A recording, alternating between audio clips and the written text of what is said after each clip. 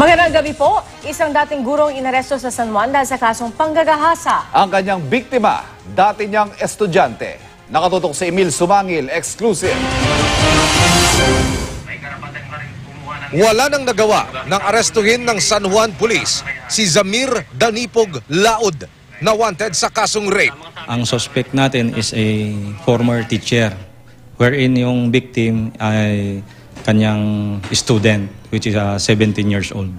Ayon sa pulisya, noong isang taon nangyari ang krimen, pinapunta raw ng guro ang dalagitan niyang estudyante sa kanyang boarding house para magpatulong sa gagawin niyang paglilipat ng gamit sa panibagong uupahang unit. One time lang naman ito nangyari, kaya lang allegedly, base doon sa investigation namin, hindi lang daw siya ang ni-rape.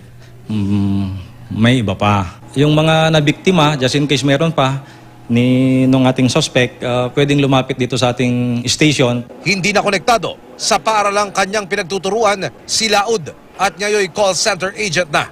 Patutunayan na lang po natin sa korte yun, sir. Umaasa po ako na maayos po ito. Yung attorney ko na pong bahalang magsasabi nun po.